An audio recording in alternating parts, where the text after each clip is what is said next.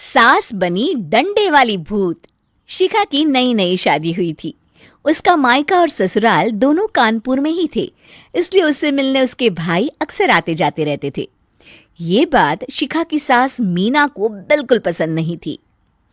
Mummy जी, आज राहुल भैया आ रहे हैं। कौन, तेरे चाचा का लड़का? जी मम्मी जी। अरे पर वो तो दिल्ली में रहता है ना। हाँ मम्मी जी, उन्हें कल सुबह दिल्ली के लिए निकलना है, तो वो आज मुझसे मिलते हुए कल सुबह यहीं से निकल जाएंगे। हमने तो धर्मशाला खोल रखी है ना। कुछ कहा क्या मम्मी जी? मैंने कहा हाँ हाँ, आने दे तेरे भैया को, जमकर खातिरदारी करेंगे। अब तो कुछ करना ही पड़ेगा, इससे पहले कि मेरा घर धर्मशाला बन जाए। ये कैसी बातें कर रही हो मीना? सच ही तो कह रही हूं। अभी इसकी शादी को साल भर भी नहीं हुआ और आए दिन इसके घर वाले आ धमकते हैं। अरे तो क्या हुआ, वो इसी शहर में रहते हैं तो हाल चाल लेने आ जाते हैं। इस बार मैं उनका हाल और चाल दोनों ही बिगाड़ दूंगी। अब बहुत हो गया जी। अरे ये कैसी बातें कर रही हो, हे भगवान, बस आप तो देखते जाइए। शाम को राहुल आता है। नमस्ते आंटी, कैसे हैं आप लोग? हम लोग तो ठीक है, तुम कैसे हो बेटा? मैं भी अच्छा ही हूँ आंटी। बस आज रात के बाद नहीं रहोगे। चलिए भैया, मैं आपको हमारा घर दिखाती हूँ। रात में खाने के टेबल पर शिखा, रोहित कहीं दिखाई नहीं दे रहा।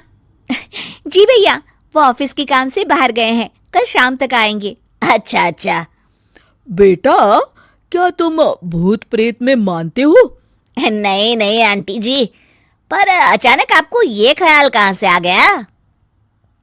पता नहीं क्यों, कभी कभी मुझे लगता है जैसे रात के समय बैठक में कोई घूमता रहता है। ये आप क्या कह रही हैं मम्मी जी? हाँ, तुम लोग घबरा ना जाओ, इसलिए मैंने आज तक इस बारे में कुछ नहीं कहा। ये आपका वहम होगा आंटी जी, ऐसा कुछ नहीं होता। हो सकता है। चलो अब मेरा सोने का टाइम हो गया है तो चलती हूं मैं। शिखा बेटा, राहुल के सोने की व्यवस्था वहीं दीवान पर कर देना। जी पापा जी। अब चलिए भी। अच्छा, तो बैठक में सोने वाले हैं साहबजादे। क्या बड़बड़ा रही हो? कुछ नहीं, आप सो जाइए। मीना और महेश के सोने के बाद शिखा और राहुल आपस में बात कर रहे होते हैं, तभी डोरबेल बजती है। अरे आप! सरप्राइज! काम जल्दी खत्म हो गया तो मैं आज ही चला आया। ये तो बहुत अच्छा किया। देखिए राहुल भैया भी आए हुए हैं, आप दोनों का मिलना भी हो जाएगा। कैसे हो रोहित? मैं तो ठीक हूँ भैया। शिखा, मैं भी आज यहीं सो जाता हूँ, राहुल भैया से बातचीत भी हो जाएगी। अच्छा अच्छा ठीक है। मीना आधी रात को उठती है, कंबल मुंह से पैर तक ओढ़ के डंडा लेके बैठक में आती है और देखती है दीवान पर चादर ओढ़े कोई लेटा हुआ है। देखो तो कैसे मजे से सो रहा है बहन के ससुराल में। मीना ताबड़तोड़ 4-5 डंडे मार देती है। अरे मर गया, अरे बचाओ बचाओ, कौन है? मीना जल्दी से अपने कमरे में भाग जाती है। हे भगवान, ये मैंने क्या किया? ये रोहित कहाँ से आ गया? लगता है ये नालायक राहुल मेहमानों वाले कमरे में सो गया होगा। आज तो इसकी खैर नहीं। उधर बैठक में, अरे क्या हुआ रोहित? मैं बाथरूम में था, तुम्हारे चिल्लाने की आवाज सुनी। पता है भैया, मैं सो रहा था, अचानक से कोई आकर मुझे डंडे मारने लगा। ये क्या कह रहे हो? लगता है तुम भी आंटी की तरह भूत प्रेत में मानते हो। नहीं नहीं भैया, सच में कोई आया था। मैं तो जा रहा हूँ मेहमानों वाले कमरे में सोने के लिए।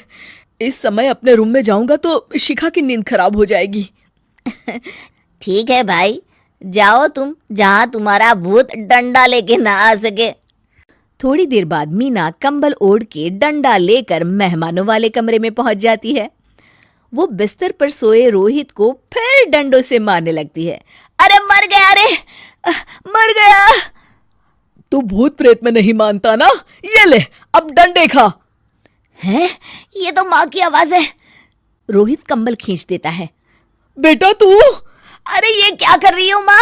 मार मार के मेरा भरता बना दिया आपने। माफ कर दे मेरे लाल, मैंने तो तुझे ही मार मार के लाल कर दिया।